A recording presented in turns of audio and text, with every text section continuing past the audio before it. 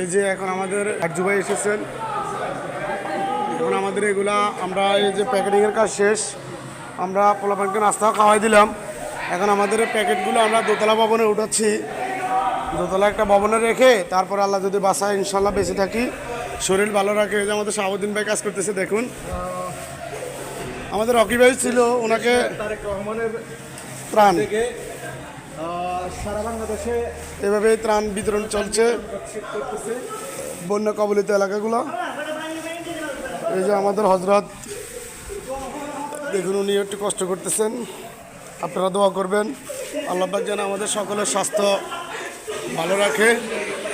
আমরা যেন এই যে দেখছেন অক্লান্ত পরিশ্রম, তাদের যে ঘামগুলা, আপনাদের কাছে তো আমরা আর কিছুই চাই না, শুধু একটু দোয়া চাই।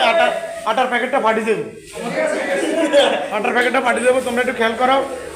এই যে দেখুন আমাদের ভাতিজা ফাহিম, এই যে আমাদের আরেকজন স্বেচ্ছাসেবী খুব শক্তিশালী, মাশাআল্লাহ।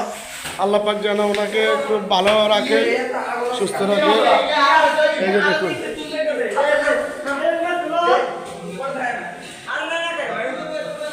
ধীরে ধীরে দেখি আর এই যে দেখুন আমাদের স্বেচ্ছাসেবীরা, এই যে আমাদের ত্রাণগুলো, আমাদের ত্রাণগুলো এই যে দেখেন। আমাদের এখানে ফিরোজ ভাই আছে,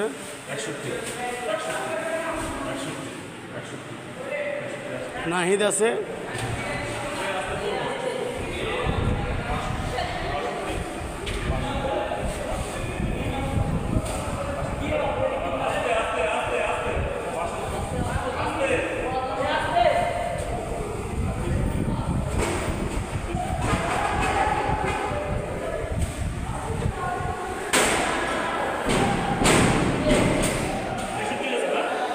আমাদের দেশ নেত্রী বেগম খালেদা জিয়ার পুত্র সন্তান তারেক রহমানের নেতৃত্বে বন্যা কবলিত এলাকাগুলোতে আমরা ত্রাণ বিতরণ করেছি, করব।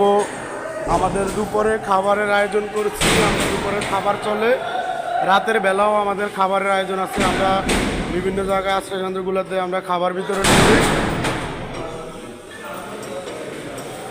তো আপনারা আমাদের সকলের জন্য দোয়া করবেন। আল্লাহ হাফেজ, ভালো থাকেন।